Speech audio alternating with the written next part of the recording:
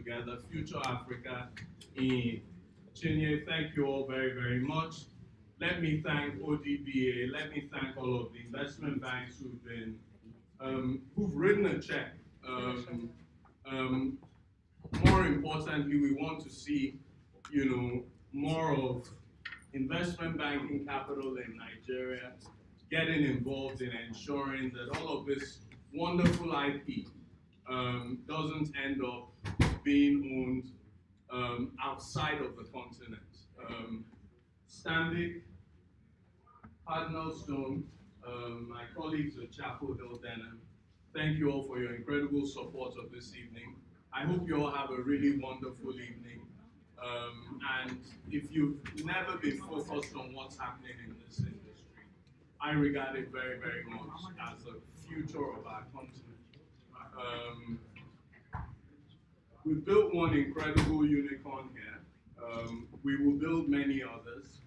Many, many years ago in 2005, I was privy and fortunate and privileged to be part of what was and still is our single largest successfully exited business, which is the mobile telecoms network that you all know today as Airtel Africa. And it started off with a dream, it started off with a piece of paper, and it started off with 6 young Africans. And one day we must write that story as well. I hope you all have a fantastic evening. Thank you very, very much.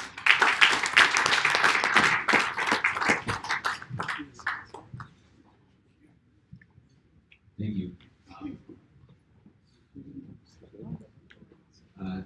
My name is Justin Norman, and I'm honored to be here. Thank you to the Nigerian Exchange and to Future Africa for allowing me to participate, and thank you to the panelists.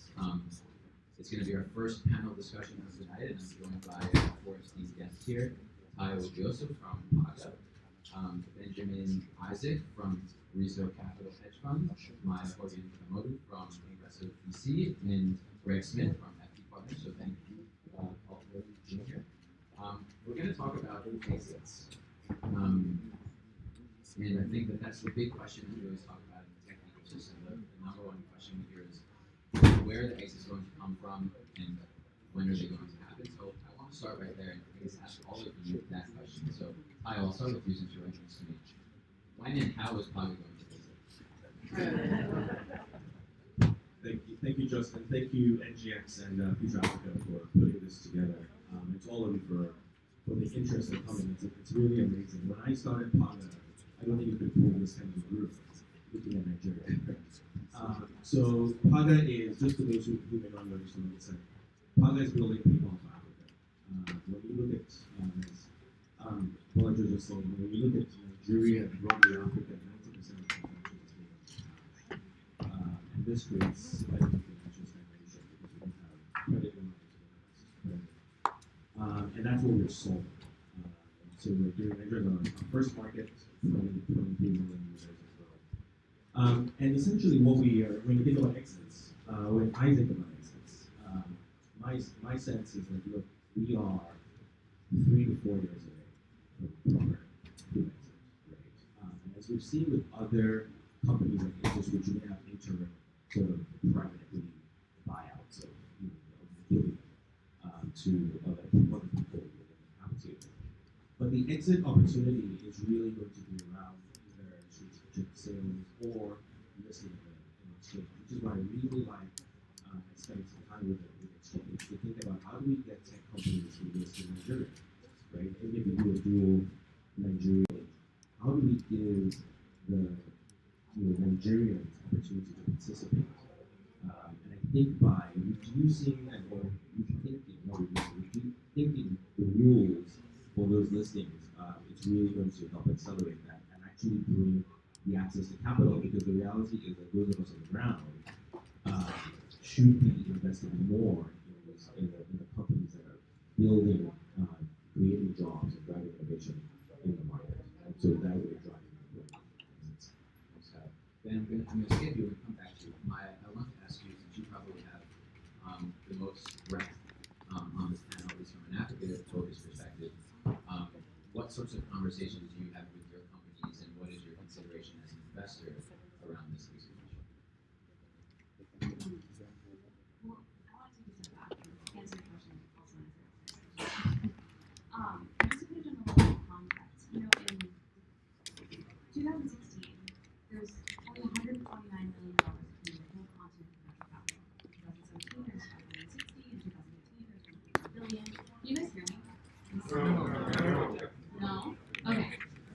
Is this better? Yes. Okay, great. And what I was saying, 2016, there was only $129 million that came into the whole African continent for venture capital. 2017, there's 560. 2018, 1.2 billion. 2019, 2.2. So there's been this 2x growth in the amount of VC dollars coming into Africa. And also in 2013, 2014, there was like one unicorn, and this year will end close to 20. So just also to put it into context, even in 2015, when I tried streaming Netflix, or when I tried having a FaceTime call, you couldn't. It wasn't a thing. And then now you're seeing some of the highest quality technical talent globally. Global companies coming to Nigeria, coming to Kenya, and with AWS setting up their technical office in South Africa.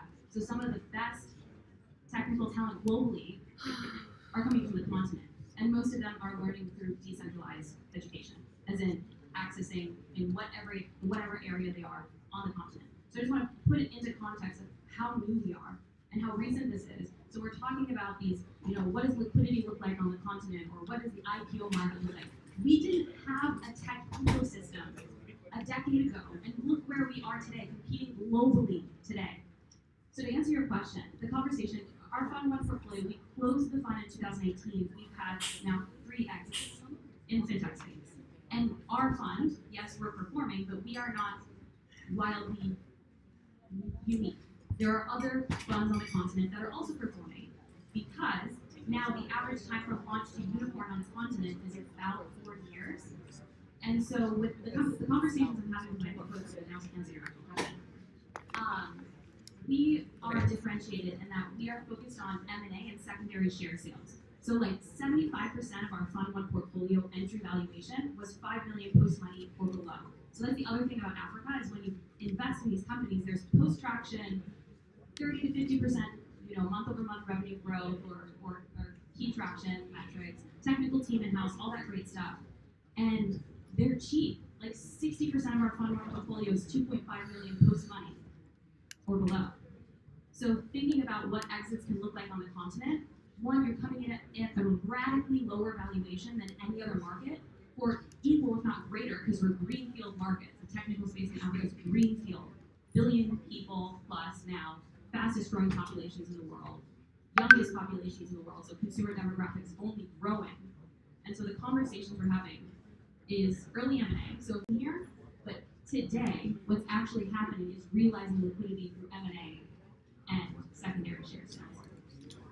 Bring up a really great point, and maybe from a fintech perspective, Greg, you can expand on that a little bit of what, from an M&A trade sale, secondary sale perspective, that looks like. And while it may not necessarily be today, but a couple of years down the line, we can expect to see in the ecosystem here. Yeah, sure. And just real quickly, I'm Greg Smith with FT Partners. We're a fintech-focused investment bank, very global. Basically, all we do is capital raising and helping companies sell, almost always on the sell side. And we are very global. We're doing deals on every continent other than Antarctica. But if you can find me a fintech company, we'll be there. So we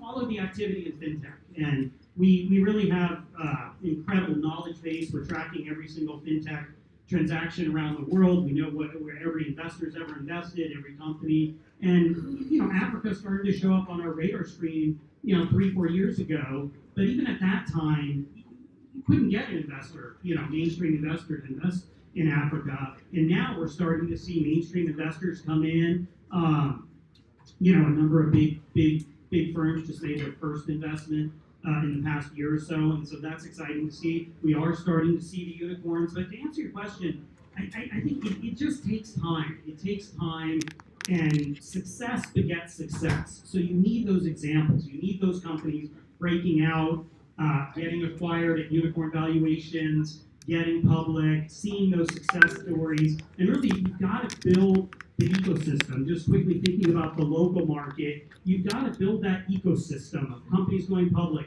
having capital kind of partners, institutional investors that are there, making it easy for local citizens to invest, bringing in research. Research is an important part of kind of the public company ecosystem. I spent kind of the first part of my entire career as an equity research analyst, and you see companies, if they lose that research coverage, kind of kind of fall off the radar screen. So I think you need all these elements to develop. But I am excited. Things are starting to happen. You know, when we see Stripe make an acquisition, that's something, you know, that I can tell you shortly after that, we got a bunch of phone calls from some of the largest fintech companies in the world asking us about Africa and what they should be looking at. So it's happening. It's just going to take some time.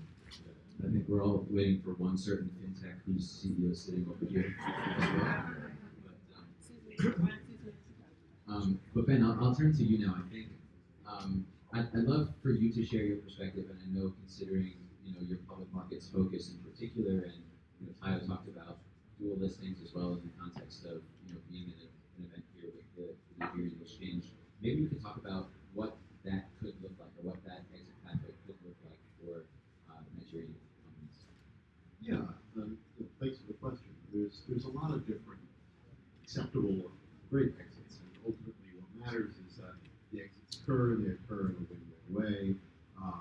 But I think it's important that the public markets are seen as a relevant pathway and one that can provide a lot of value. There are some larger listings, some larger potential listings. Having a primary or even exclusive listing being brought is not always been a bad thing. It's been a multi-country operator. If you take a look at the history of the Chinese tech ecosystem, the Latin American tech ecosystem more recently, the evidence is that when you have a big success in the United States, that tends to be validating for the ecosystem, and there's a huge wave of very successful local listings after that. And it ultimately winds up invigorating part of participation in those exchanges. You can point to the early the listings of Alibaba, Tencent, and the broader validation. Obviously, complicated question today, but we participated in the Alibaba IPO back then. I remember what the conversations were. This was the arrival party for the Chinese tech ecosystem. And the same thing is likely in the process of happening in Africa. We're seeing that listed on that front. And once those validating steps happen, in whatever structure that they have, there's no lack of incredibly impressive fintechs across the continent that are going to likely need a smaller exit, probably closer to home. And once there are some strong pure play or regional players that maybe don't have that sort of 10 million plus type market cap at IPO, the NDX or the equivalent exchange for another region makes an enormous amount of sense. There's obviously all sorts of micro-credential considerations that makes one exchange more or less challenging than others. But as people may have been hearing throughout the day, that is something that is actively being trying to address the policies. So there needs to exist as an exit. And maybe can you just expand a little bit on the advantages? I think one thing that we talk a lot about, or that we see certainly, is funds being raised in the U.S. in dollars. Obviously, there's the narrowed valuation of the exchange, which is compounding a lot of challenges. So, is local listings, for example, a way to address that, or could you talk a little bit about some of those advantages? Could you elaborate the question a little bit? I want to make sure I'm addressing it. Yeah, I think what we're experiencing right now is a lot of people who have raised in dollars, right, and we're doing business in naira, and so the revenue for reporting in dollars is a challenge, right? And so I'm trying to understand the extent to which there are ways, short of the macroeconomic picture being better, the extent to which different exit pathways like this or dual listings can address them. Yeah, I'll say a couple of different things. So first of all, there are exchanges like the London Exchange today that allow for dollar listings on the local exchange. There are macro-prudential reasons not to do that, and that's a bigger discussion probably that makes sense for here. That is absolutely a potential part of the toolkit. It's not, there's nothing special about the dollar. It's an abstract sense, but the fact of the matter is the unit of measurement for the global business community, for a lot of the investment community. So being able to give them the dollar return, at least the return in the currency that they find easy to work with. I mean, this has been one of the big challenges for the Johannesburg Stock Exchange, candidly. Really talented people over there, but a lot of foreign investors have trouble with the rand. But the other thing that I'll say is when there's a great story in an individual company, the valuation often takes care of itself. So if you're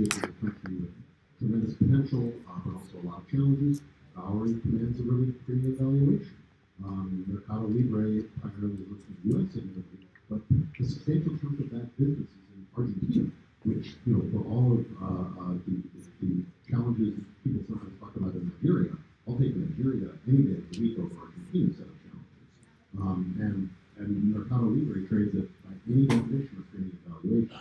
So dual currency listing or just frankly a broader appreciation of strong narrative really solves a lot of problems. And there's a lot of fintechs with great narratives in the context. Ty, how do you think about this situation, the current market patterns, having also traders overseas and operating in what sorts of things are you thinking about or doing to counteract this? Yeah, I mean, just before I answer your question, one thought I have from a long-term perspective is that I do think we need to get to a place where because the Nigerian economy is so massive, and I think there's still such a long road to scale, that we need to get to a place where we are investing in startups using what? That's what all of us are just generally looking at. And I think that's what we're talking about. Right? So our generation of companies are out there. But I want to see 5 years from now, and that's right? That the wealthy Nigerians are not looking elsewhere. And they're looking locally and investing locally. Now, the way I think about it for us, and the way I talk about it with investors, is ultimately, we're either going to do one of two things. One, you're going to list in the public market and sell to strategic. The selling to strategic is thinking. So they will get that. And I think you're right. We have a really good business, regardless of what the currency is, we still provide something. So I think that's how I think about that. But ultimately, if you list publicly, then you have to think about earning also. So we generally to build a good local business, so my reaction I have nothing to say. Please. It's okay. I love Naira. It's my favorite. Beautiful. But I think it's a good question for you, right? As an investor. And also maybe the question also where are your LPs from, right? Majority. So we were really strategic about selecting our partners. So we went to the most successful funds in the world and selected their GPs or their key executives as LPs in our fund.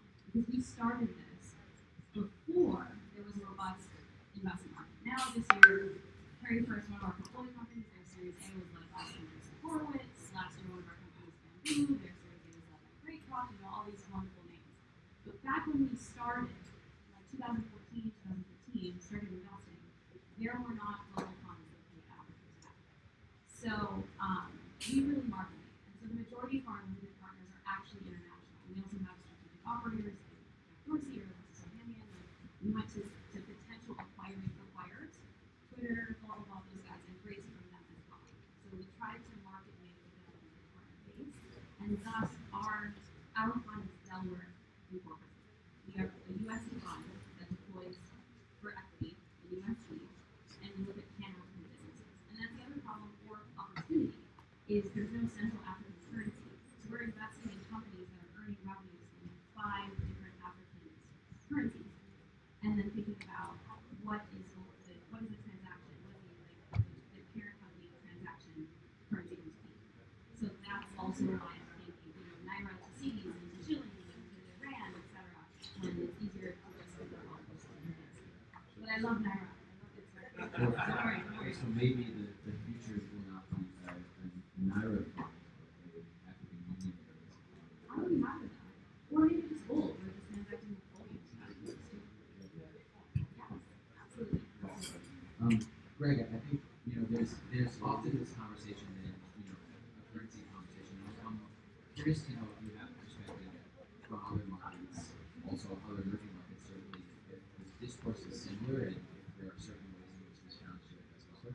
Yeah, I'd say frankly, it's less of an issue in other markets. It's just when we talk to people about Africa, fintech, and introduce them to opportunities, the two things are FX and exits. And so I think those are acute issues that absolutely need to be discussed and addressed. It does tend to be less of an issue. I mean, you have to go market by market, but it's just less of an issue, and most of the markets I'm thinking of have had successful outcomes. One thing I'll echo is I do think building that ecosystem, that's kind of what I was alluding to earlier. I think building the ecosystem internally where entrepreneurs that have been successful in Nigeria are then feeding capital back in, that really should be a way to jumpstart things. I also totally agree that the investors want growth. If there's a company that's growing dramatically, they will find it and they will invest and they will, on the currency, I mean, what we've seen, frankly, they bake it in. It's just kind of a growth detractor. Well, if it's growing 60%, we think it's going to, we bake in 40% in USD. That's kind of how I think people have addressed the issue. But great companies, kind of like water, great companies, investors will find a way to find it. So we've got a few minutes left. I want to just ping the audience to see if they have any questions. But while they're gathering the questions, I just want to ask for a quick word from everybody. We can go down the line. I think there's always the conversation or the joke around good companies don't get bought, they get sold. Things are better bought Better bought than sold. Sure. And so we also talk about exit readiness and how to do that. I'm wondering if you guys have any, one or two second thoughts on that initial question. as far as sort of how to prepare or think about it. Yeah, I suppose is there anything that companies listening to this should be thinking about? I mean, the one thing I'll say, I mean, your point, and I can talk for hours on this, and I promise I won't, but things are better bought than sold. If you're selling a company, the last thing you want to do is have an auction. Calling somebody up, hoping at that right moment, at that time, they're willing, able, and interested in buying that company. Instead, you want organic interest. You want people calling you out of the blue saying, we need to acquire this company. So how do you do that? That's where you hire a great banker, first of all. That's kind of what our toolkit is. I mean, that's what we think about all day long. How do we take a company and create organic interest? Well, you may feature them in research, have them speaking at conferences. You set up coffee chats. You talk to people about not selling, about potential business, a business relationship, and you hope that organically, from them hearing about your business, seeing the light bulb goes on in their head and says, hey, I really need to acquire this company. So it's really creating that organic interest, I think, is really, frankly, the best way to sell a company. It's not always easy to do, but, there's other just real quickly little things. Press releases matter, product launches, speaking at conferences. All of those are sort of, think of little things that can add up to something big. The fortunately unfortunate thing about African technology businesses is we are so highly scrutinized relative to other technology ecosystems that if a company is going to get to Series A or Series B, you better believe their financials are stupendous. That's the thing about the continent. So There's a whole lot, the perception issues, a whole other As companies are maturing and getting closer to exit, I really encourage them to think about corporate governance and corporate governance norms. While there are, by no means, the U.S., for example, has no monopoly on good behavior. A lot of the corporate governance codes and norms that at least not only proliferate are really helpful in encouraging international investor confidence. And for those people in this room, for example, that are thinking about exits in the not-so-distant future, being able to speak that metaphorical language, being able to talk about capital allocation in a really rigorous way, gives a lot of comfort in the sense that you are a steward to your prospective outside shareholders in a way that will really make you stand out versus a lot of people in the continent and elsewhere. Yeah, just real quick, I really want to offer that. I think it's really important that the companies to make sure that they have really good governance on the board level and governance and stuff. But also, you build relationships. Right? So I used to be at Cisco, acquisition and mentor at Cisco. It is right, the same way. But if you look at a single company that was involved in the team, I think it was involved in it, we didn't know the So you have to just are there any questions from the audience? Maybe Any questions from the audience?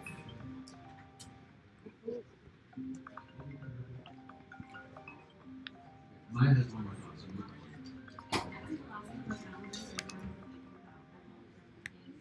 Don't get distracted by the flavor of the week of investors. I know people, so many businesses that are talking about, oh, we are doing the AI, we are adding machine learning. Just do the thing that will make you, yes, that works. Solve the essential need. Stay focused. Maybe one day your business will become sexy. Maybe one day it will become sexy. Maybe it will be popular. Maybe it will. But if you're solving a true and essential need for your customers and you're willing to pay for it in an up market and a down market, you have something that is sustainable that will last in the long term. So don't get distracted by that.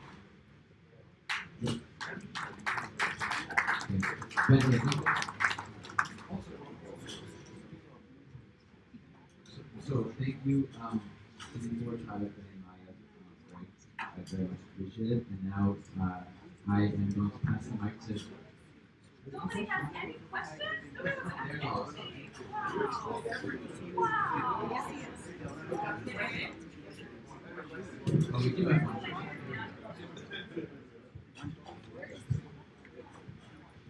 Okay, good evening, everyone. My name is Shola. I run the digital app out of data for you. I think my background is used to very expressive. Thank you.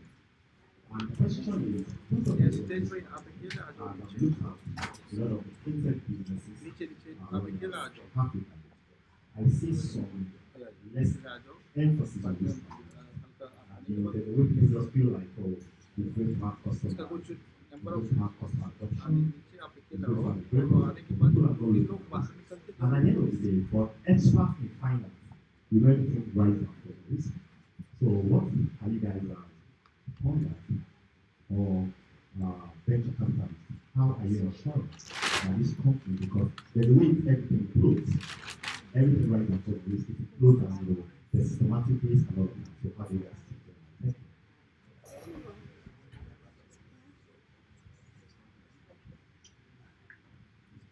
I'd love to talk about this actually.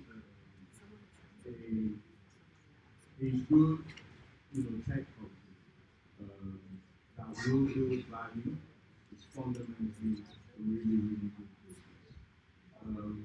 So I'll share some of our experience. And over the last 4.5 years, we're probably the most significant local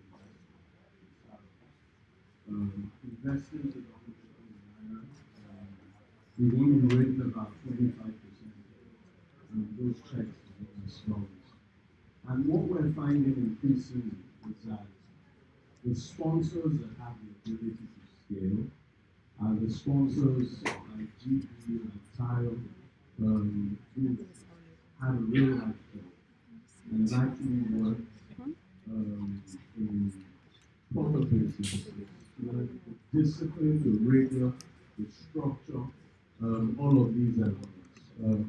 There are many people who can code and presume that the ability to build a nice mobile application is the same as building a business. Unfortunately, all of these things, like putting together a management team, understanding your margins, understanding your route to market, understanding how you build a brand, all of those things which you think about in traditional businesses are extremely important. And risk management is one of those elements. You've seen many accidents happen in our marketplace, and we're not going to name names. But fundamentally, they will happen because people forget about risk management. And you have no business in any people if you don't understand risk management. Yeah, I'll just add quickly. I mean, risk management and compliance, I add to that, are critical. And I think young companies sometimes, especially if they're young founders and didn't necessarily grow up in that compliance world, there is a temptation to skirt the rules, and it comes back and bites you. I mean, hopefully with each subsequent investment round, you've got more significant due diligence and those things come out. But we see seen situations where a buyer is at the table and realizes that this company's got a bunch of people that are unlicensed and walks away from the acquisition. So I always feel like those things are ultimately going to come back around. So it's pretty critical. You're thinking about risk management, following compliance, and think about what would JP Morgan think, what would Citigroup think, how do they act, and you're ultimately going to have to abide by those same standards. So it's pretty critical stuff. And the second component of this is also the government and having clarity around regulation and policies and licenses, etc. And I do have to say I'm very excited about this administration and the members of the technology community who are now entering the government space. I'm looking at you, but I'm not looking at me. So that, I can say that the sentiment, the positive sentiment of the technology community and the VC industry at large, people are really excited about what is to come. The sandbox opportunities, the collaborations between private sector and public sector, and also the clarity, if nothing else, just the clarity around what is needed for compliance in Nigeria, in Kenya, etc., across the continent. In my mind, this kind of rips off of my point of one comment ago, which is you need to build a business that actually works. There is a big component of venture capital. It's not ubiquitous, but you see it. It's high-profile examples of that. It's really not a sustainable value creator strategy over the longer term, especially in fintechs, especially when the balance sheet led, because you just wind up destroying your equity not very quickly when the risk management isn't in place. So building a business that works, which is to say strong unit economics, thoughtful reinvestment profile, it really matters, and you're never going to get to the point where you're having conversations with people who are thinking about an exit if you don't have the capacity to self-fund. I'm optimistic that there will be 1,000 Maya and Maya equivalents who are backing the continent reliably and consistently. But I do not think that most venture dollars are battle tested through the cycle, and whether you should think about building your business on the basis of them always being there. And the way to solve for that is to have strong unit economics and the ability to solve your own problems on a reliable basis. And that is risk management 101, including compliance. Literally, exactly how I did. Ultimately, I say to my risk team, your job is not because of the regulator. Like I have invested my blood, sweat, and tears here, and all these investors, and all the team, our job is to protect our investors. Their job is not because of the regulator. So we need to take a broader view on how we approach risk. Thanks so much again.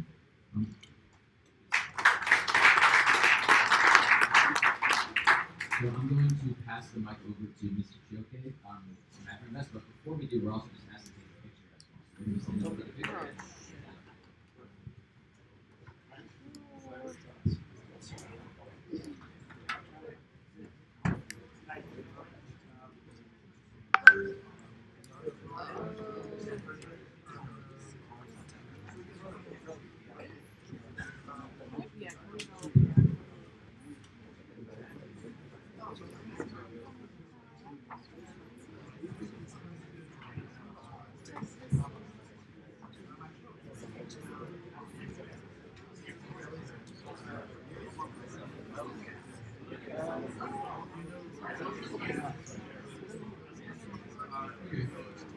Good evening, everyone. My name is Chioke. I'm the Group Managing Director of AfriVest. We're one of the leading investment banks in Nigeria. Once again, I'd like to extend my thanks to the members of the last panel for the fantastic job talking about exits. AfriVest itself has been in Nigeria in operation for 27 years. We have grown from a single fund that started as a broker dealer to now a diversified investment banking holding company with businesses in securities trading, AfriVest Securities, a broker dealer on the NGX, asset management. We have 4 listed funds on the NGX. We've got an investment banking division, a trust business, research and consulting, and last but not the least, only last year we launched Andromeda Technology Services, and we have a platform through which we launched our first digital investment app called Optimus by AfriInvest. Securities business has also launched its own app called AfriInvestor that enables many small individuals in Nigeria to trade with their smartphones or on their laptops. In thinking about how markets, we're creating market opportunities for companies such as Figure and Flutterwave, you also have to think about the investors. One of the things we're trying to do is building on platforms that connect different markets. In a few weeks, we'll be launching a very unique partnership with a group called Second Stacks, based out of Ghana. It's a platform that allows investors in Nigeria to trade from Nigeria in Naira on the Ghanaian Stock Exchange, on the Kenyan Stock Exchange, and vice versa. So this is going to be a very unique offering for the market. But increasingly, one of our ideas is creating more platforms that allow investors on the ground to be able to access opportunities such as we're talking about here with the fintech startups. So it's my pleasure to be here and to introduce the next panel. So Stephanie, thank you very much. There you go.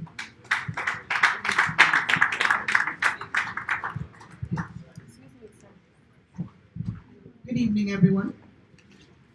It's my pleasure to be here to talk to this esteemed panel of experts and Minister of Communication, Innovation and Digital Economy from Nigeria, Bosun Tijani, who's in our midst tonight.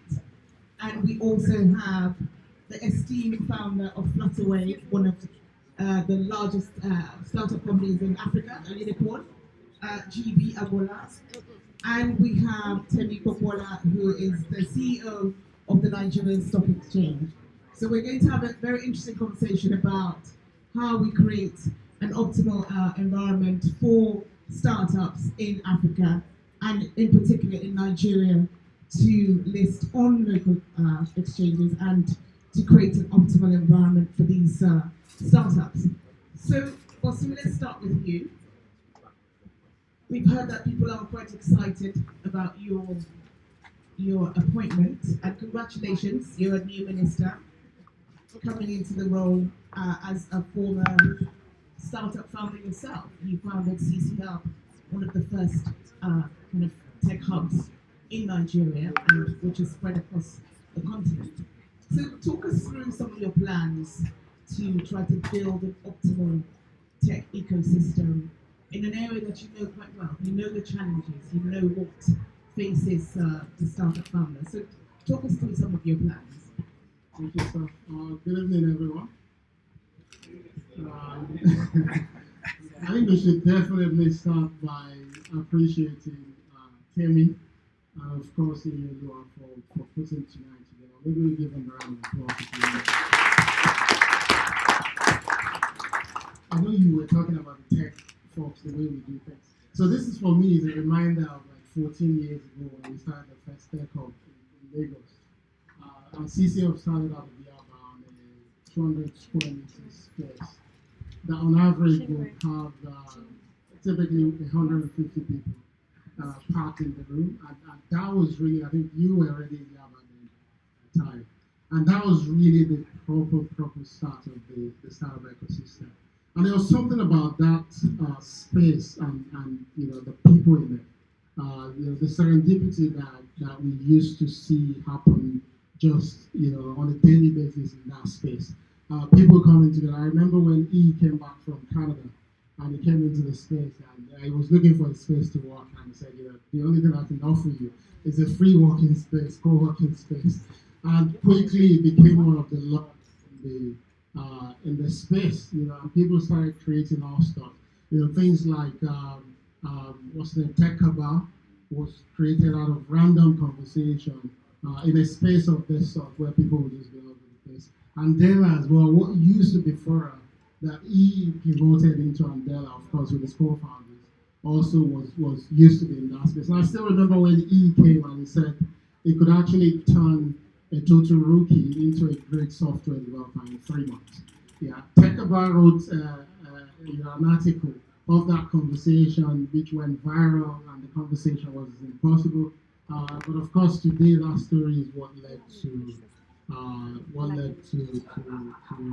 umbrella. Why am I going all the way back? I think the last conversation was exciting, but for me, I feel like we're not really celebrating what we should be celebrating today, which is the fact that this room is filled with people that are with a unique opportunity to help rewrite the story of Nigeria, which is an important African country, an important black nation, as we all know. Because Nigeria is a country that over the years has been grappling with finding ways to diversify its economy, as we can all imagine. And when I took over this job, one thing I did was to actually look at the GDP numbers for Nigeria, right? And I figured that there were three top things. I've been telling this story for the last one or 2 weeks. There were three critical sectors that the CBN would use the numbers to calculate our GDP. So one is agriculture, of course, the other is industry, and third is services. But when you look a lot deeper and you try to understand the sectoral activities that contribute to the numbers that we see, you start to see that Nigeria is an exciting country, because in agriculture it's only crop production that is actually contributing the bulk of what you see. Everything else is flat. When you go into industry, of course, you find one or two sectoral activities that are contributing to that bit of the GDP. And when you go into services, it's just telecommunications. So you have this fantastic country, over 220 million people, that is unable to actually shift itself away from reliance on a few sectoral activities, to feed its people, to generate the resources that we need to actually get things going. And the more you dig deep into it, the more you realize that what we've been struggling with is actually the need for us to raise productivity level in those sectoral activities.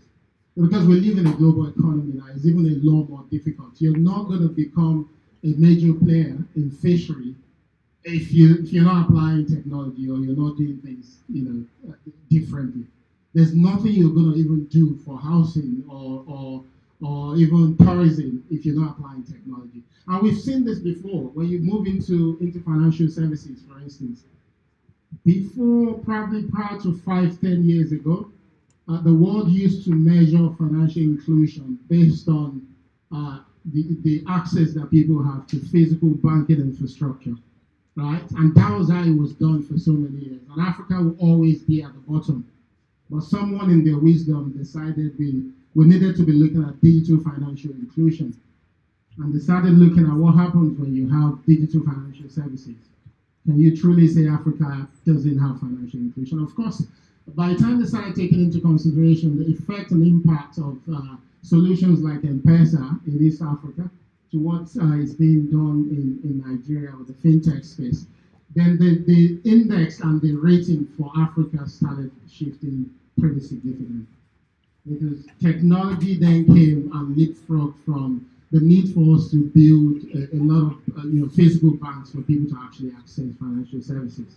And that changed significantly. And that's one fantastic example of what you can see that has been holding Africa back and down. And countries like Nigeria, we're never going to get to where we need to be if we're not prioritizing innovation, but also technology as well. And the funny thing is, the leaders are aware. Our current president is big on this. He's been talking about it. But the sad thing is that the solution to that problem is the people in this room. And I say it's sad because we need to understand why technology is important for Africa. It's not the same reason for the US. The foundation for those who invest in technology in the US or those who build technology has been built by people way before. So the responsibility that we have will be the responsibility that the forefathers in the US had ages ago, which is to build a foundation. Someone talked about research. We don't talk about that often in startup ecosystem. In fact, I've been quite quiet in the last 5 years within the startup ecosystem because the founders took over the responsibility of leading the conversation around what we should be doing with technology in Africa. And as much as we need funding for this thing to happen, it's an entire ecosystem, right? It's an entire ecosystem. If the guys who need to be working on policy and getting policy right, if they're not doing their job, the funders are not going to get great companies to fund. You know, there are people in this room that can tell the story of fintechs better than GB. Because fintech is able to happen in Africa today because people actually poured funding, power, energy, everything, and policy into building the foundation that made it possible for GB to build Flutterwave. You know, I still quite clearly remember when Flutterwave was paid by Capture, right? And you come into CCL, and you know the tiniest of startups were trying to test it for you. And we all know how the banking infrastructure made Flutterwave possible as well. And even the banking infrastructure, people made that possible, right? The likes of ATM Consortium, when we didn't even have access to ATM in Nigeria, these guys came together to make it happen, right? The value card movement. So there were so many things. Even development funding went into building the foundation that made it possible for fintech to happen. And that's the same problem we still have when you look at verticals like education, when you look at health.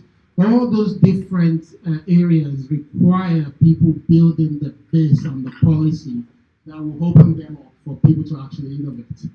Because if those things don't happen, you're not going to be able to innovate. If the infrastructure is not there for those who want to innovate, you can't bypass it. Right? It's just not going to happen. If people didn't invest, Nigeria today, we have 7 submarine cables, but we're still struggling to get them in country.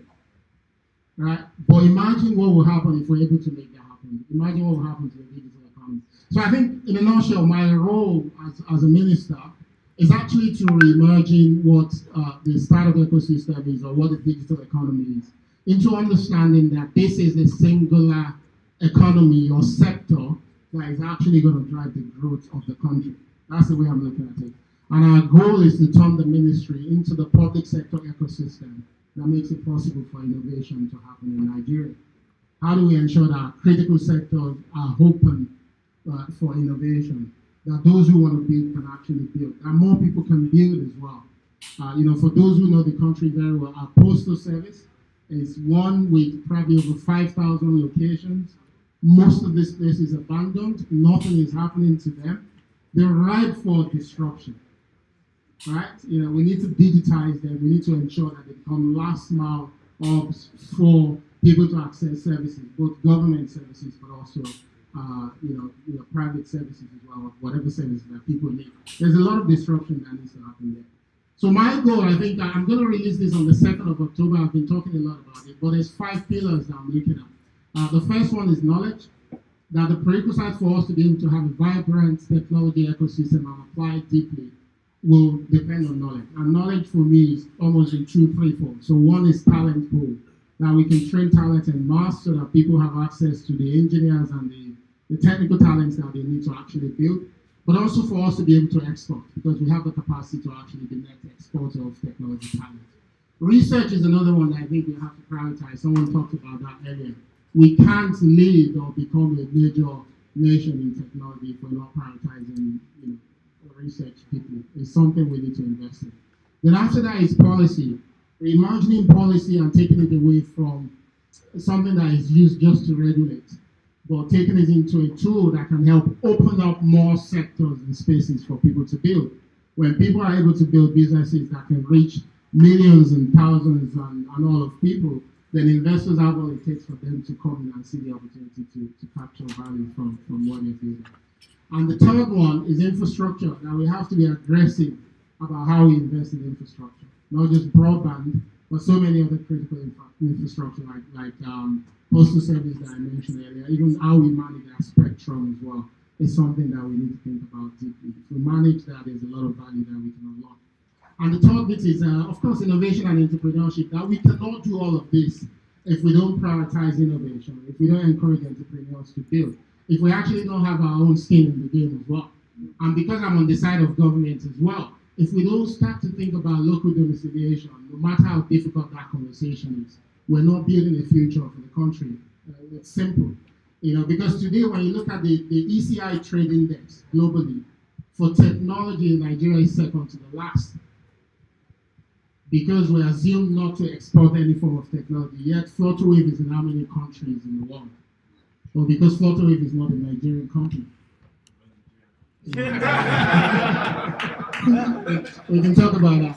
Based in Delaware. You have to claim it. So it doesn't really count for us, right? It doesn't count for us. And those things have direct implications on our bottom line. They have direct implications on even perception and how people see us and whether we're a nation and destination for capital as well. It has implications for the everyday people on the streets, right? Our ability to take care of them. Serious implications. So we want to prioritize that. Government is putting skin in the game. There's already $500 million. It's no money, but it's a start. And the sovereign fund as well, we're working with them to ensure that we can actually get more money on the table from government as well. But we're not saying government should solely be investing, but we also want to leverage. How do we encourage investors to come in? We're ready to listen and ensure that whatever we need to do, we can actually do it. Nigeria is a fantastic country that is open for innovation. We know I do business all across Africa, and there's no country in Africa that is pro-innovation like Nigeria. Even those who talk about it, when you go in there, countries go as far as poking their noses into your bank account. They can tell how much money is there. They can't take money. In certain countries, the moment your money is coming in, it's being converted straight up to local currency, and you can't take it out in any other form. But in that shape, I'm almost done. And the last one, of course, is trade. Right? The last one is trade. We do want to trade. We want to trade first. We're already doing it, but we want to prioritize the ability of our technology companies to actually export as well, starting with Africa. We all know that Africa is not a single market, over 1 billion people. We want our technology companies to prioritize Africa as a market. But eventually, why can't we sell to the rest of the world as well? Thank you.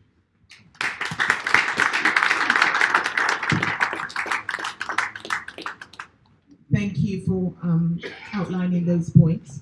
So, GB, let me come to you. You say Flutterwave is a Nigerian company. So, and I know that Flutterwave is considering an IPO and possibly quite established along that journey. Talk us through what stage you are with that, and also how does that intersect with the work that Temi is trying to do in encouraging more local listings on the Nigerian Stock Exchange? Do you feel that it's relevant to you and your journey with Flutterwave? So, being a Nigerian company for Flutterwave is beyond my opinion where our corporate documents are domiciled, right? It's about our customers, our people, the team, the tech we're building, the infrastructure we're building, what we're solving for. So, Flutterwave today, we hire almost 1,000 people, where a huge chunk of that, 90% that they're in Lagos, Nigeria, literally Nigeria. When you get into, particularly any payment to do in Nigeria today, we're somewhere there, our API is somewhere powering that infrastructure, in that mix.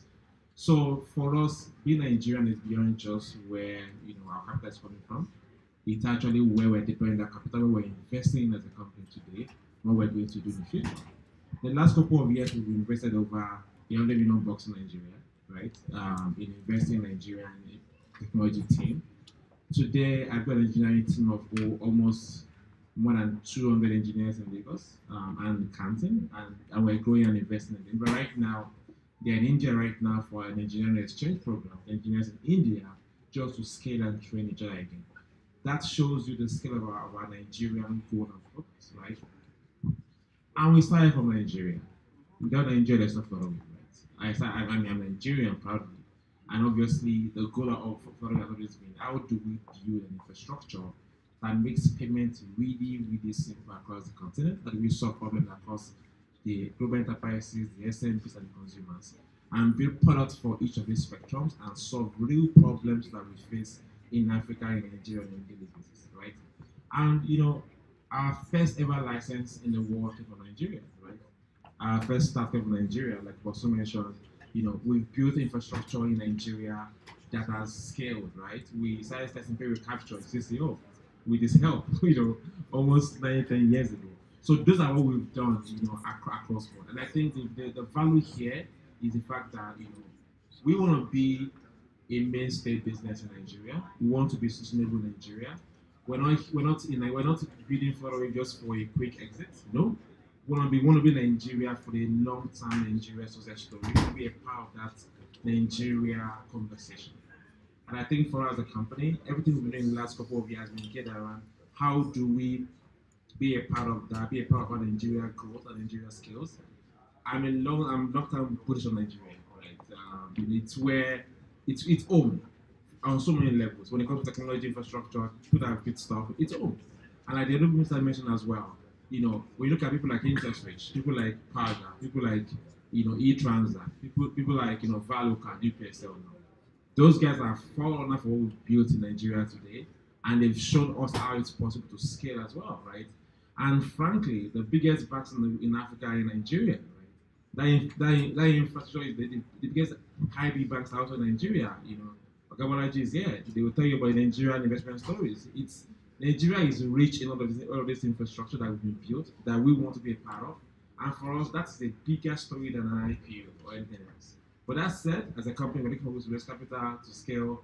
Whatever whichever form makes sense. If Temi allows us to do it, we'll think about that. But for us, it's really about scale and growth and staying and believing in Nigeria. Thank you.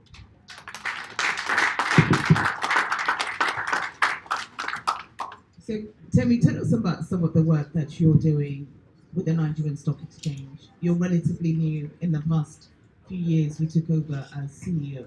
What have been the challenges that you face, and how have you responded to those challenges and getting tech startups such as GBs to engage with the work that you're doing? Thank you very much, Stephanie. And let me start again very quickly by thanking our partners. Thank you very much. Standard Bank, Chapel Hill, and Cardinal Stone. For what I think has been a very good journey for us this past week, really just trying to look at the capital markets in Nigeria. And the heart of all of this is to say, how can the capital market support the agenda that the Honorable Minister has just spoken to, that Mr. President is trying to pursue? Of course, for those who are familiar with capital markets, you will find out that there's really two elements to markets. There's the primary market side of things, which is where, for example, as GB was speaking, how do you raise capital in the markets? And of course, there's the secondary market side, which is then you've raised capital, how do you trade those securities? And very quickly, let me speak to how we see tech across both of these buckets for our capital markets. I will speak last about the primary market side because I think it's actually easier. Half of that question is, once GB tells us when he's listing, half of that primary market side of our market would get resolved. But more seriously, on the second, I see he's not even smiling at all. He's not even acknowledging. But we'll come back to that because I said to my team, I said success from this event is when we get a date from GB, but we'll come back to that again. You can ask him now. So the audience will ask. Anyway, but very quickly, on the secondary market side, one thing I want to mention is, actually to celebrate what I thought was a very big milestone for our capital market when we had the MTN transaction. Mr. Balogun was a big part of that. I see Mr. Jalo Waziri, who's the CEO of our CSCS, our sort of depository. And it was the first transaction in the history of our capital markets where on a mobile phone, in under 5 minutes, you could buy a security. For actually a state power that at the background. But it was a very big milestone that there was a transaction in our capital markets, whether you were a new investor in Nigeria or an existing investor, you could pick a mobile phone, you could hit a few numbers in there, and boom, you are in the order book. Because for us, in the secondary market side of things, tech is actually an enabler. And this is a very big piece I want to leave here, is that the markets could do with a lot more innovation. I'm very glad when I listened to Mr. Chioke speaking. We need a lot more people who are the E-Trades, the Charles Schwabs, the Ameritrades of the Nigerian capital market, so that what is about 100,000 active investors today could easily be 10 million. If everybody could be met on the phone, like Flutterwave and all of these solutions they've solved for the banking system. And one of the things that we're looking to do with the Honorable Minister is to say, look, can somebody convene the banks in one sort of area, the tech community, the capital markets, to innovate all of these banking solutions we've seen, run into millions of users into our capital market. So I think that's a very exciting area for us. Back to the primary market side of things, at the heart of it, how do we get more listings on the exchange? It's a lot more complicated than it sounds. Because easily 90% of these tech companies are not ready for listings, right? Everyone here is familiar with what that journey is like for capital raising. You're more mature before you get to that listing. But in reality, we do have mature companies. I think Flutterwave is mature. GB mentioned InterSwitch, it is mature. So we need to really think through how we get those guys to be forerunners for this system. We've launched the technology board. It was the exchange's sort of idea that responds to a point that we think is clear. As our markets are, we're not ready yet for tech. The way our rules are currently situated, Flutterwave will not even scale those rules today to list on the traditional board. And just to maybe backtrack a little bit, this evening I'm struggling with, do I keep my tie or do I take my tie off? And I'm like, well, the CEO of the exchange, leave your tie. But in a way, it shows the challenge that the markets have versus tech. It's a different sort of speed. The tech board, what we've tried to do there is to say, look, let's create a separate set of rules for tech companies. I think we've taken a very big step. We say there that, look, things like the governance requirements that it takes to list, let's try to relax those a little bit. Everything from even the ability, all right, to raise capital in local versus foreign currency. If I spoke to GB today and all I offered was a Naira listing, it might be good, but he'll probably want more. That's when I compare well versus, say, a NASDAQ. So we've launched that board. We've sort of gotten the first set of rules through. But I think there should be a second phase of that where we can really rank pari passu with other exchanges globally. The final thing I would say is back to local capital. We continue to do a lot of work that makes us able to attract local capital. The day Flutterwave comes to the exchange, we're pretty sure that there'll be a very good audience of Nigerians who just want to own a piece of it. How ready are we for that? How easy is it for that sort of transaction to remove all the barriers and the friction to capital for that to happen? These are the sorts of things that keep us busy. Thank you. So GB, what day does Flutterwave come to the exchange?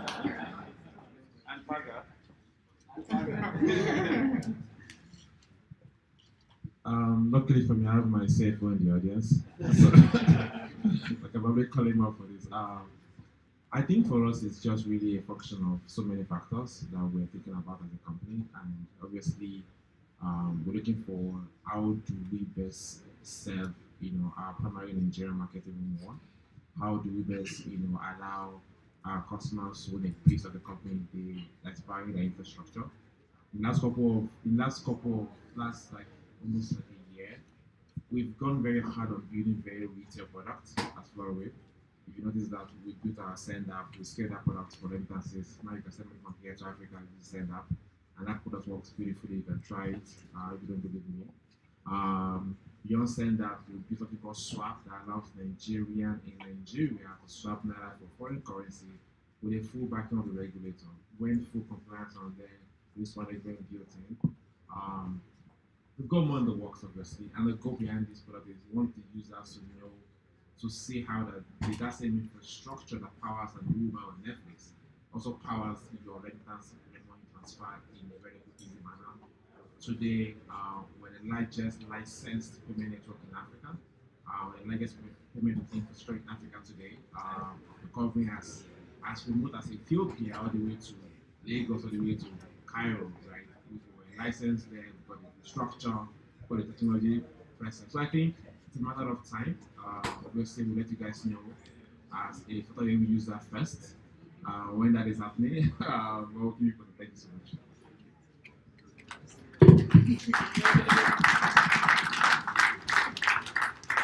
So TBD. So Minister, let me come to you. Nigeria implemented the Startup Act last year and or signed into law. I'm not sure about the implementation of it. I mean, how much are you considering bringing some of the what was passed in that act into your immediate priorities? Because that Startup Act seemed to answer a lot of the questions around being flexible towards the tech ecosystem and making things much more streamlined. So how much are you bringing those into your immediate priority? Thanks, Steph. I think the team that worked on we have the DJ of NetGuy here, and the team that worked on the Startup Act. I think they took an inclusive approach to building it. And part of their proposition also is to operationalize, how you ensure that that act becomes something that is realistic. So 100%, I'm putting my weight behind it. I've had conversation with some of the people responsible for it as well. But personally, I think Startup Act is something that obviously is popular in Africa because we've had leadership issues around technology.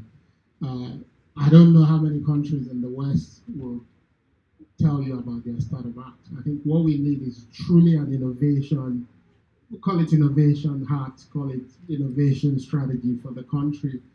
Because there's also the danger in limiting things to Startup Act. The assumption is that innovation only will come from a certain classification. And part of the conversation, one of the things I mentioned to the team is perhaps we need to look at the nomenclature. Because what we want to see in Nigeria is just truly technology being used at scale, across board, even in large organizations. And we believe that startups and small businesses will play a critical role in even helping big companies to build that. And if we limit the incentive systems or our policies and start to give it names that look as if it's for a different kind of group, we're already limiting innovation.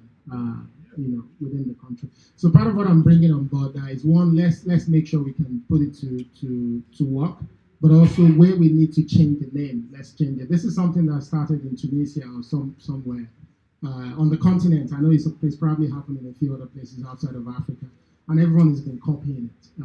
I don't think it's inclusive enough. I think we need to change the name, but we're gonna run with what we have and ensure we can build it and make it better as we go.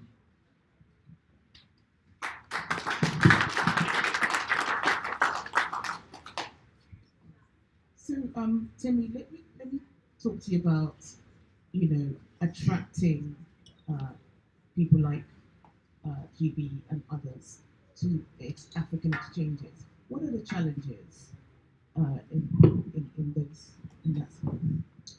Okay, thank you very much, Stephanie. I think first and foremost, what I call public markets, which is what we look after, is structurally challenged today.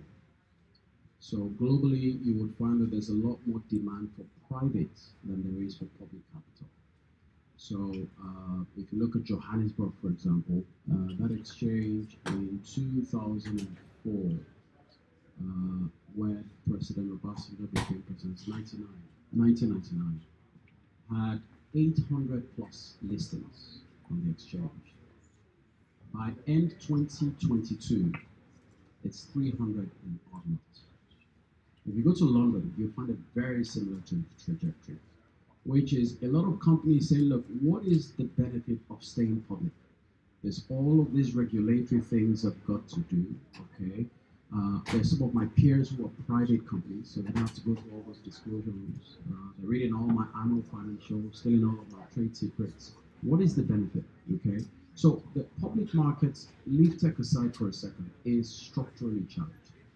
And what a lot of exchanges are doing to address that is to actually say, look, I will set up a private markets exchange.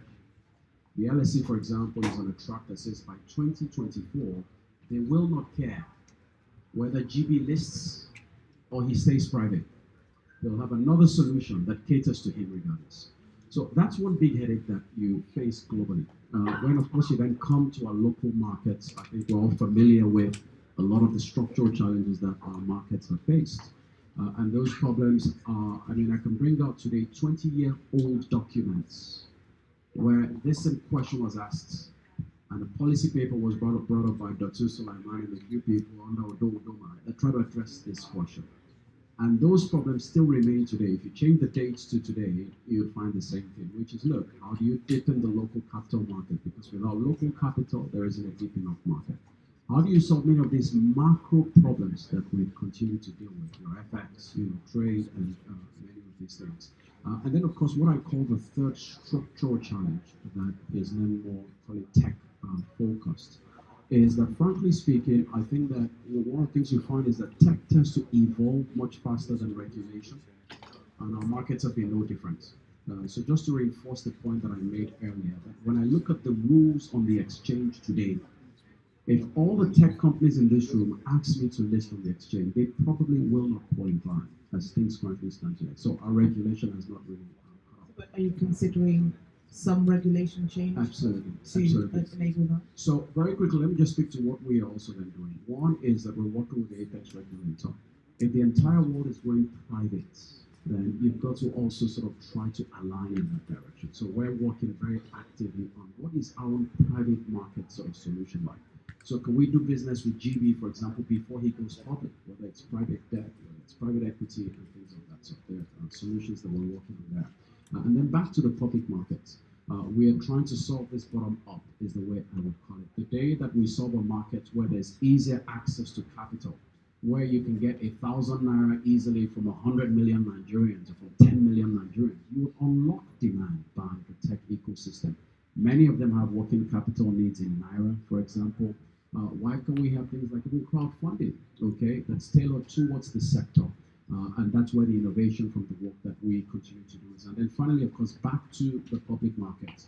What we're trying to do is to court more the more mature companies. So when it's, the 1, 2, 3, I think mature names that I shouldn't necessarily mention at this point, but I think that we're all familiar with.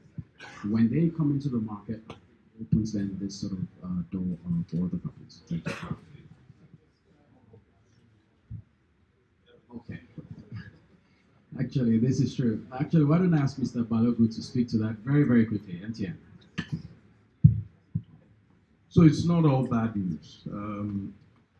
MTN Nigeria is one of Africa's best companies and best run companies. It's a $6 billion market cap, trading in Nigeria. Dangote Cement is another significant listing on the market. You have a pension industry today in Nigeria, which is somewhere around $15 billion. It's growing at about 25% annually. So that pension industry will be north of $60, $70 billion in 7 years. It can't travel anywhere. It's got to invest in the country. There are other pools of capital that are being formed in the country. So it is possible to list large, liquid, and MTN trades, significant levels of liquidity. So it is possible, it is feasible.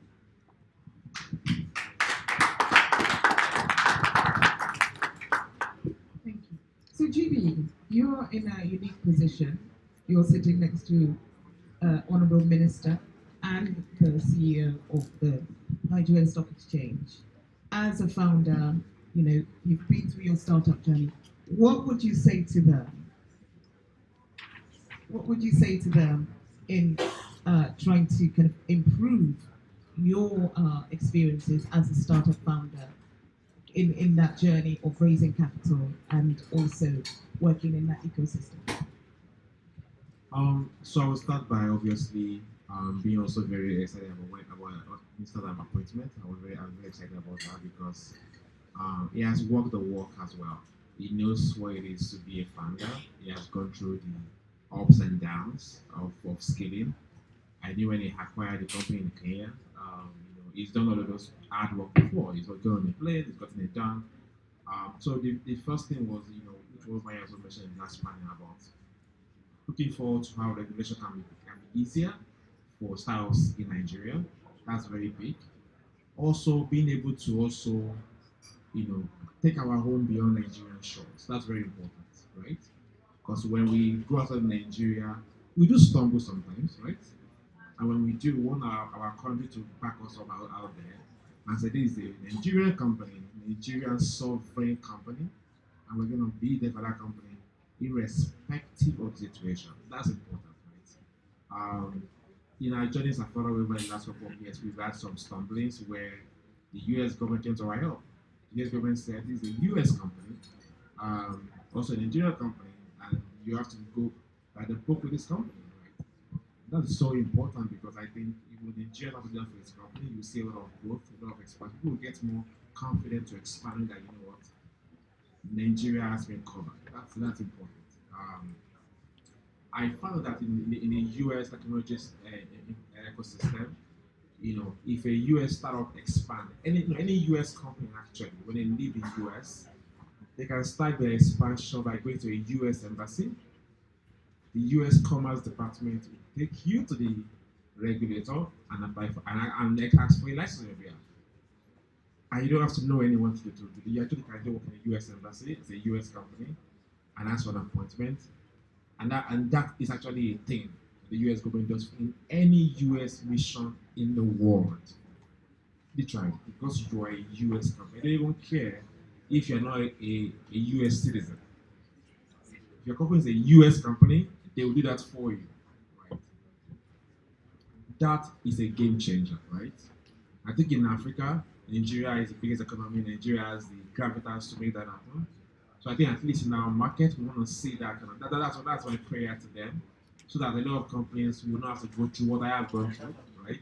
The journey can be smoother, can be easier for them to grow and scale.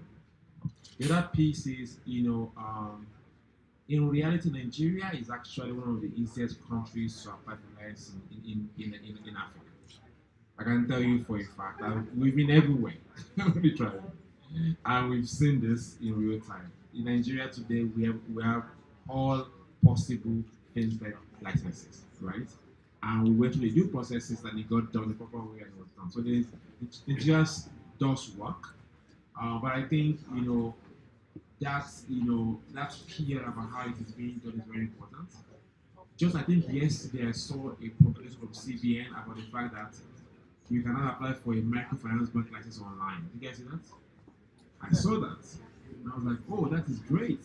A whole banking license. I mean, it's micro, but it's a massive, massive start, right? So there are things already in place that I think people are not even aware of. That I think the European Minister can help showcase Nigeria to the world. That I think is very, very important here. And I also think that, the days are now gone where when a venture capital or an LP wants to invest in Maya's fund, wants to talk to Nigeria, there's not a minister who can talk the talk, because he has walked the walk. He knows exactly what is happening.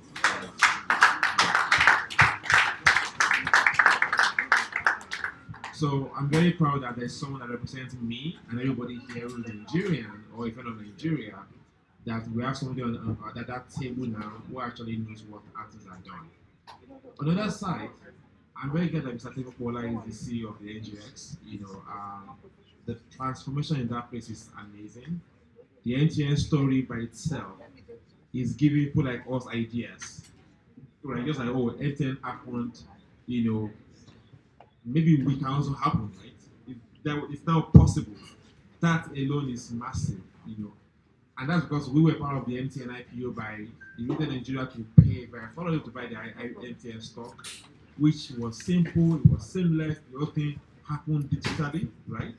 People got their stock in their emails, they were getting the dividends paid into their account, they didn't have to go anywhere. By the way, I tried it as well. Let me, as a retail investor, let me try this myself. So I bought the stock, did everything. I didn't call Mr. Balaji, I didn't call anyone, right? I just tried to deliver to see how it would work, and it worked seamlessly. But instead of doing that, I got the money in my account, dividends being paid. I'm like, okay, I don't know what is that infrastructure. So I think that innovation is amazing, and for me, I think a lot more stories to be told about the work that you guys have done, because I think it's transformational for Nigeria, and people need to know that this is actually possible. And by the time people see that happening, I think the opportunity there will be a lot of people who aspire to now list Nigeria.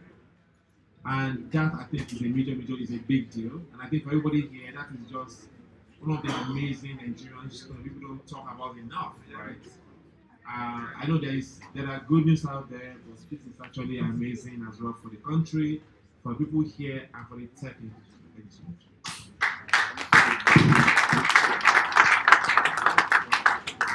So we are getting short of time, and I want to get a couple of audience questions in.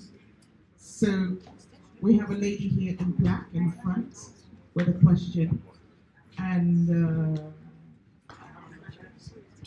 you have a question. Okay, and we have a gentleman at the bar. So I'm so sorry. We'll take those two questions. All right, good evening, everybody. Thank you guys for being here, and I'm loving the conversation so far. My name is Ijama Jamadu. I'm a second-year business school student at Columbia. My question is around like what specific rules and regulations really need to change. I know we've talked a lot about improving them to make it more inclusive of like technology. I mean, embracing technology of today, but from a, I guess like practical standpoint, can you speak to like 2 or 3 of those rules or regulations that need to really change or we need to just get rid of? That would be helpful. Thank you. Let's speak to 1 or 2. Thank you. I'm tempted to actually call one of my investment advisors, maybe Standard Bank, but maybe because of time. For example, today, you can't list if you haven't been profitable for the last 3 years. Okay? And then pay dividends on top of that. So these are some of the rules that we have. Some of those we've cured through this technology board rules that we've set up. Then you've got things like your governance. You know, today, if you want to list on the exchange, here's what your board has to look like. This is what your committees have to look like. Many of these things that are foreign to, you know, the tech ecosystem. Now, they're good because they do bring you back to this subject of risk management that was asked earlier, sustainability of your business. So, but the question really is how far gone are those rules versus how ready is the market? These are some of the more practical rules that need to change. Thank you.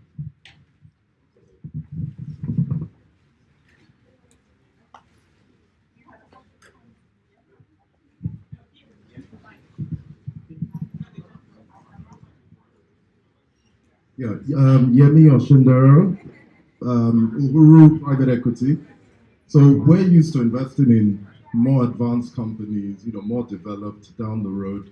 And I think my question is really around now bringing earlier stage tech companies to the market with a retail investor that is not necessarily used to that. How do you see the changes that need to be made to get those retail investors comfortable with an earlier stage growth story, a company that is less profitable, as you know, as I think you just mentioned? You know, what sort of changes need to be made? What sort of risk disclaimers, if you will, need to be put on that you wouldn't ordinarily put in an MTN or a more developed company? Okay, maybe I should jump to address that very quickly. In reality, I doubt very much that it would be the right thing to do to allow that retail market get into some of these riskier companies. So we will think about it more from the qualified investor sort of approach, you know, qualified QIBs as we would call them. To say, for example, who are those people that have written private checks to GB today? There are many Nigerians, I'm sure you're one of them, who've written checks in dollars to many of these companies. Can we actually start with that group of investors in a private market somewhere? Because you probably want some sort of liquidity, you probably want to establish some sort of market valuation for this business. So that's the angle we'll start from. The retail market, to be honest with you, one, the regulators would probably never really allow you to do that. And number 2, I'm just not also sure it's the right thing to do. Otherwise, they get burned very quickly and the market sort of confidence collapses. Thank you. Okay, so I think we have one more question. Gentleman in over there. Thank you and good evening. If I may, just a quick comment. Sorry, my name is Phil Southwell. I'm a partner at Chapel Hill Denham. And thank you for organizing this evening. A comment, first of all, around retail. I do think that if we're going to look at regulations, we should challenge those regulations. I remember as a young investment banker listing Orange in the UK. And Orange in the UK at the start of the listing process had 100,000 customers. At the end of the listing process, it had 1 million customers. That listing process within a country can be hugely powerful for a business. And I don't think regulators should be deciding on behalf of retail customers what they can and can't do. They don't tell us what brand of tea to drink or coffee to buy. Second thing is really a question for the Honourable Minister, which is that operating in a business in Nigeria or operating as someone who travels in and out of Nigeria constantly, we interact with lots and lots of parts of government. How quickly can we digitalize those, please?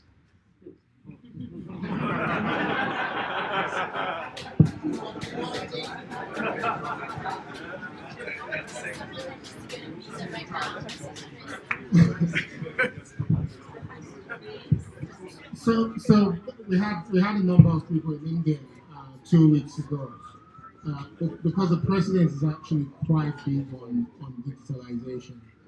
And he did some good works in Lagos when he was the governor of Lagos State. The biggest problem we face with technology in society in Nigeria, which is one of the, it's probably going to be the biggest challenge for me as a minister, is to try as much as possible to bring innovation into how we buy technology, but also supplies technology. Nigeria is one of those countries where we've had, and I know the folks on this side, they will know the vendors that I'm going to talk about. We've had companies that's been given tremendous opportunities, whether it's in supplying computers, thousands of them, but they didn't do anything without opportunity. There was no single R&D units that was set up. They just literally sold computers to government and make their money off it, and they disappeared. So companies like that have, over the years, underdeveloped our technology ecosystem. And it's the same thing we have in government. It's not lack of technology. It's because the technology in government has been cannibalized by companies who just want to make money out of it. They don't really care if you want. So the mandate from the president is actually to build a foundation for that. So we're adopting the digital public infrastructure approach. India is probably going to be my second home because there's a lot to learn from how they've done it. The biggest headache I've had in the last 4 weeks is telling people that the challenge we have is not just in buying technology, but it's in designing how technology is going to be used within our system. So everything you're talking about, from applying for visa and things like that, I think we have many technologies there. Our challenge is how do we truly build an infrastructure that will allow different staff to come on top of, that basic infrastructure in such a way that it's easy for you to adopt. And that's not a technology issue. It's a big question you've asked me. It's probably the question that may cost me my job as well, because we're going to try to work on it, but it's the biggest challenge that we face with technology in Nigeria.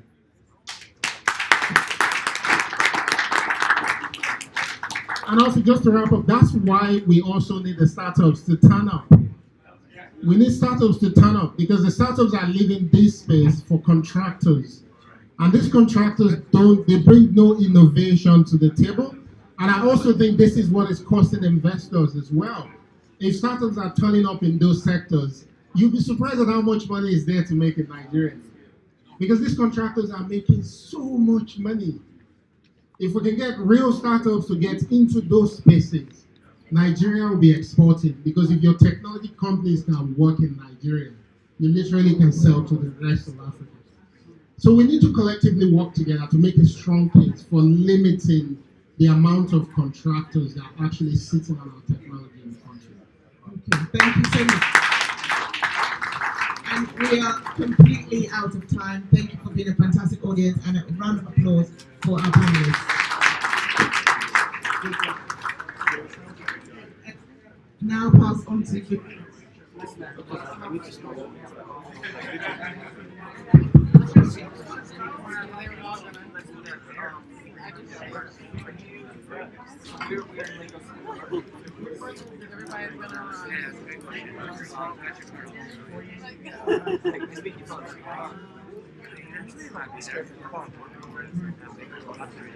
Let me break this stuff on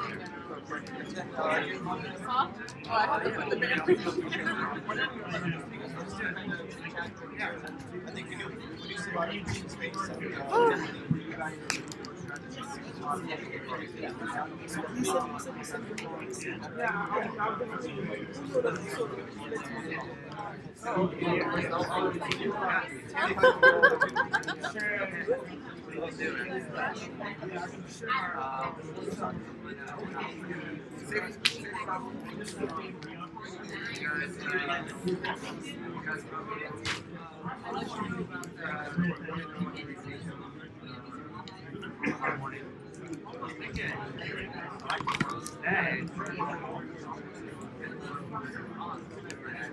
All right, let me start breaking down.